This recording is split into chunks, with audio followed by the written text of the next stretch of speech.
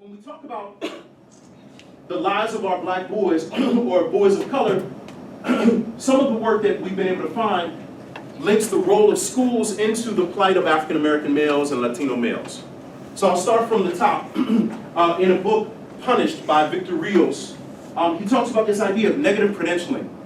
Negative credentialing, if you think about the opposite of what we would put on our resume, right? So a resume or a curriculum vitae highlights all of our credentials. Those positive things that lend itself well in order for us to have success factors in our lives, right? So negative credentialing are all of those negative things.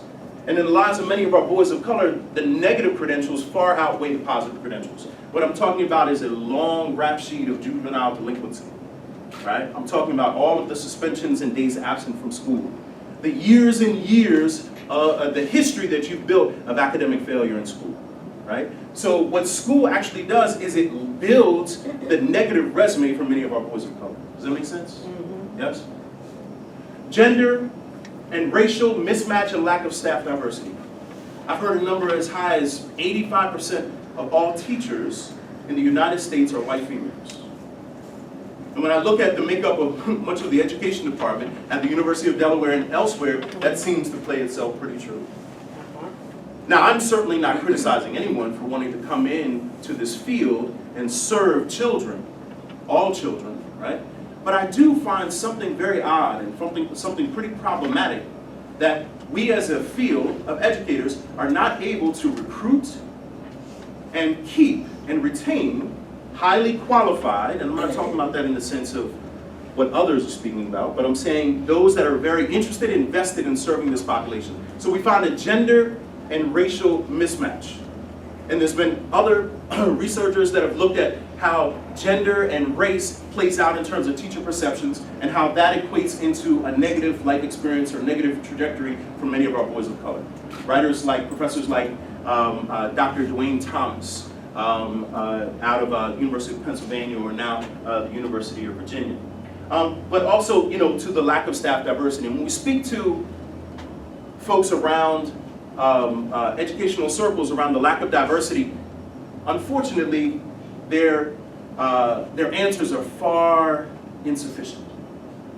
They're not satisfactory about why they're not able to recruit, retain, and show a very interested, have the courage to have a conscious effort to actually go out and get staff that are going to relate to the students.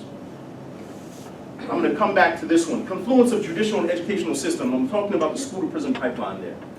If you're not familiar with the school-to-prison pipeline, what we're talking about is that, and Victor Rios talks about that the first instance that many of the boys that he, in his qualitative study of youth in Oakland and in California, the first instance that many of them were involved in the judicial system with the police was actually within a school setting.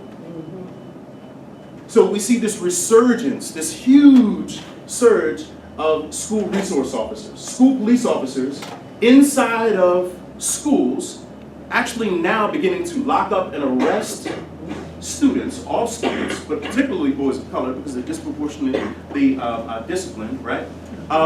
For offenses that used to be handled by the school itself. So for instance, two boys get into a fight. Now we're seeing that many of these boys are arrested. They're giving assault charges. They're giving disorderly conduct charges, right? And so therefore the negative credential continues because the rap sheet continues to grow and grow. Does that make sense? Mm-hmm. Right? So we see this direct school to prison pipeline. The youth control complex. When you speak to many of our youth, they are describing a situation where they feel that all sides, from their parents to the schools to the community members, are all engaged in a spoken, covert, or a spoken, unspoken, or covert conspiracy to control them. Right? And what I'm often very critical of is that youth are the only population in our society that it's cool to actually make fun of consistently. For instance, it is acceptable to talk about the way that they dress, to talk about the way that they speak, their language, their music. If we said the same kinds of negative things that we do about our youth, particularly many of the boys of color, if we applied them to any ethnic group, most of us wouldn't have an audience with anyone. If we said, I can't stand that person over there, that Indian person over there, right? Because I can't stand the way that they dress, or their music is horrible, right? Or the way that they speak is just unacceptable, it's horrible, right? Most of us would get booed off the stage. But we say that regularly about young people, right? Because it's acceptable, right? And especially acceptable for many of our boys of color. They become what's called the master outclass, right? The stigmatized outclass that finds a home nowhere except among themselves. And so they create what some would call criminal subcultures, right? Or what Yasser writes in his work about a site of resiliency, and I'm going to talk about that, and hopefully I'll get a little justice later on, right? But this idea of, if no one else wants us, we at least want us, right? And so we're going to create a subculture together, right? And all of the music and the way that we speak and the way that we dress is going to be associated with that, right? And the last one is, when all else fails, we just get rid of our problems. We isolate them. We send them elsewhere, right? And so we send them, within a public education context, to me.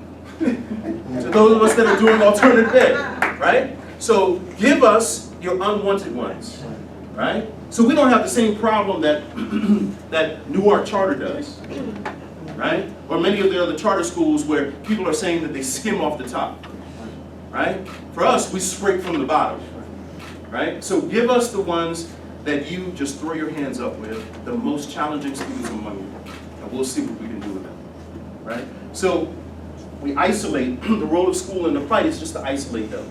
Let's send them off. Here's what I mean by that. 85% of our students, and we're the largest provider of alternative education in the state of Delaware, 85% of our students are boys of color. 85% of all students alternatively placed in the state of Delaware are boys of color.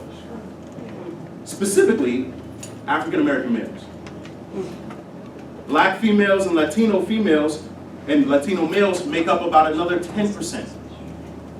So we're saying in the state of Delaware, 95% of all students alternatively placed are students of color. So what do we do with our problems? We just get rid of them. Let's isolate them.